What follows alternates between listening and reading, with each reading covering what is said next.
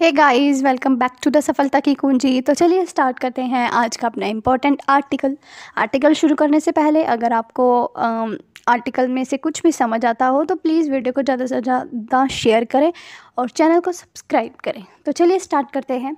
क्या कहता है आज का article? Modi to take part in world climate action summit in Dubai this week.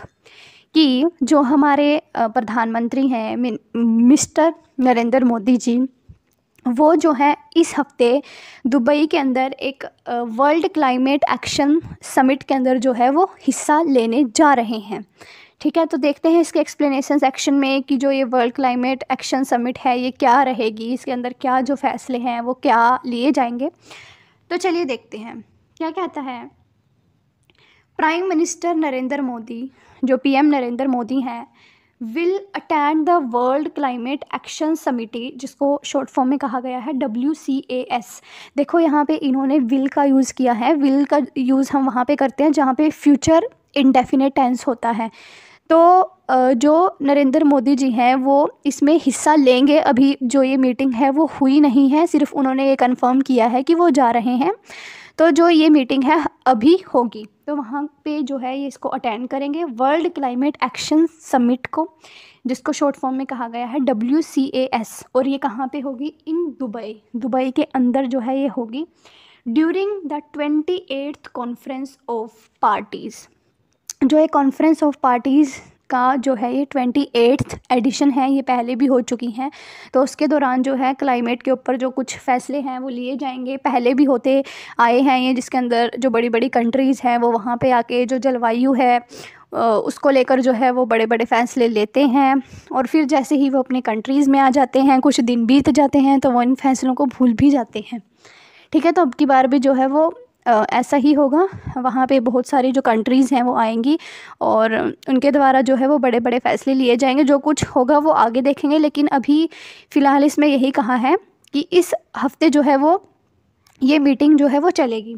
आगे देखते हैं क्या कहता है। The ministry of external affair confirmed on Sunday. ये जो है वो मिनिस्ट्री ऑफ एक्सटर्नल अफेयर, जो बाहर के जो विदेशी मामले देखते हैं, उन्होंने ये कन्फर्म करा है संडे को। आगे क्या कहते हैं।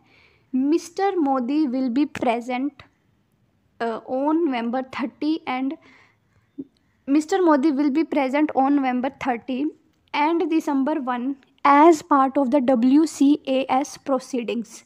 कहता है कि जो नरेंद्र मोदी जी हैं वो 30 नवंबर से लेके 12 दिसंबर तक जो है ये चलेगी जो ये मीटिंग है। और वहाँ पे WCAS का मतलब क्या है? वर्ल्ड क्लाइमेट एक्शन समिट के प्रोसीडिंग्स का मतलब है वहाँ पे कार्यवाही के तौर पर जो है वो नज़र आएंगे, जो कि अपनी कंट्री को रिप्रेजेंट करेंगे, इंडिया को।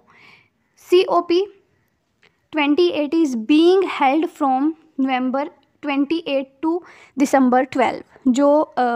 ये जो भी ये मीटिंग होगी दुबई के अंदर, वो जो है वो 28 नवंबर से 12 दिसंबर, यानी जो है ये आज जो है वो 27 नवंबर है, तो ये 28 नवंबर मीन्स कल से जो है स्टार्ट होने वाली है और 12 दिसंबर तक ये मीटिंग चलेगी under the presidency of UAE।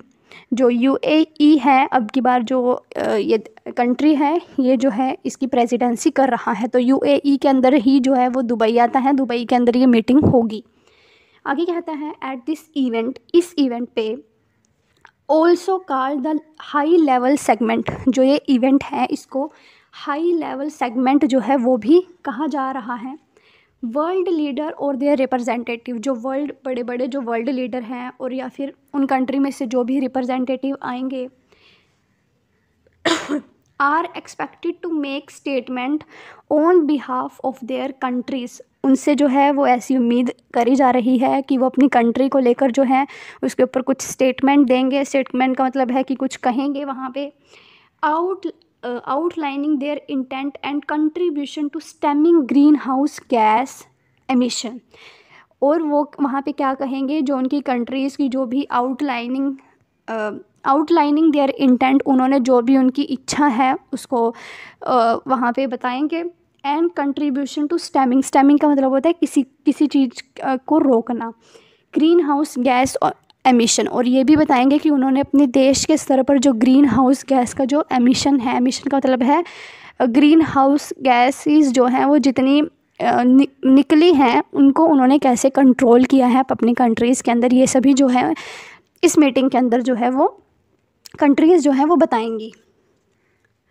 There is no official confirmation, कहता है कि अभी तक कोई ऑफिशियल कन्फर्मेशन नहीं है। Yet if the prime minister will make a statement, कि अभी तक ऐसी कोई भी इंफॉर्मेशन नहीं है कि जो प्राइम मिनिस्टर मोदी हैं वो भी कोई स्टेटमेंट देंगे या नहीं देंगे। देखो जो यहाँ पे ये पिक्चर लगाई हुई है ये COP26 की है, क्योंकि जो ये कॉन्फ्रेंस ऑफ पार्टीज़ है ये इसका 28th एडिशन है 2023 में, तो 2022 में 27th एडिशन था और 2021 में था जो वो 26th एडिशन था। ये इसकी पिक्चर लगाई हुई है।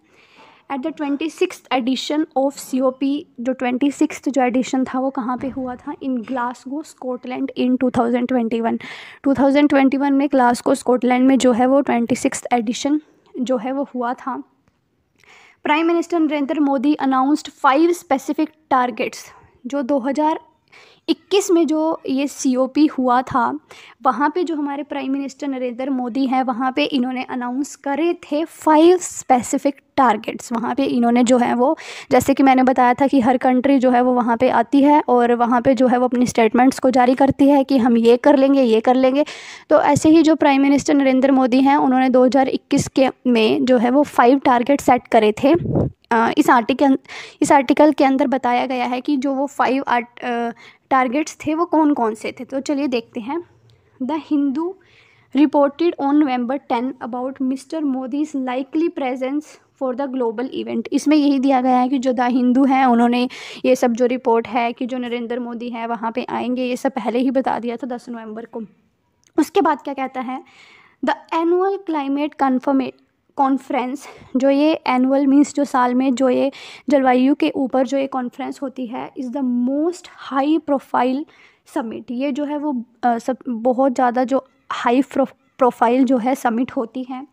To discuss the challenges, discuss करने के लिए challenges posed by the climate change, जो कि जलवायु परिवर्तन के कारण जो भी चैलेंजेस हमारे सामने खड़े हुए हैं किसी भी कंट्रीज़ के सामने, तो ये उनको डिस्कस करने के लिए एक बहुत ही ज़्यादा हाई लेवल समिट इसको कहा जाता है। And the roles and responsibility of the world's government in addressing it, और जो किसी भी कंट्री की जो गवर्नमेंट है उसका रोल क्या है इस जो ये क्लाइमेट चेंज है उसको जो है वो पर्टिकुलर कंट्री की जो गवर्नमेंट है उसको कैसे टैकल कर रही है, ये सब बातें जो हैं इसके अंदर बताई जाती हैं डिफरेंट जो रिप्रेजेंटेटिव्स आते हैं उनके द्वारा। इंडियाज़ टारगेट्स, जैसे हमने यहाँ पे बात करी थी कि 2021 के अंदर जो PM मोदी हैं उन्होंने 5 टारगेट जो हैं वो सेट करे थे। तो चलिए देखते हैं कि इंडिया के क्या क्या टारगेट्स थे। इन 2021 के अंदर एट द 26th एडिशन, जब 26th एडिशन था ऑफ द COP का मतलब क्या है, कॉन्फ्रेंस ऑफ पार्टीज़ का जब 26th एडिशन था, कहाँ पे, इन ग्लासगो स्कॉटलैंड में, mister Modi had announced 5 specific targets titled Panchamrit. जो मिस्टर मोदी हैं इंडिया के जो प्राइम मिनिस्टर हैं उन्होंने 5 जो टारगेट्स हैं उनको सेट करा था जिनको उन्होंने नाम दिया था पंचामृत का। ठीक है, आगे कहता है as part of India's climate's action plan, कि जो ये पंचामृत हैं ये इंडिया का जो एक्शन रहेगा क्लाइमेट की तरफ वो जो पंचामृत हैं वो उसको जो है वो दर्शाता है। आगे क्या कहता है, दीज कंजिस्टेड, जो ये पंचामृत है इसके अंदर क्या क्या था, कंजिस्ट का मतलब है कि इसके अंदर क्या क्या दिया गया था, of committing India to be net zero और कार्बन न्यूट्रल बाय 2070। इसके अंदर जो पहला टारगेट था वो ये था कि 2070 तक जो इंडिया है उसको कार्बन न्यूट्रल या फिर नेट ज़ीरो कार्बन जो है वो बनाया जाएगा। कार्बन की खपत है वो जितनी हो सके उतनी कम करी जाएगी। Committing at least 500 gigawatts of energy installation by 2030 from non fossil sources. जो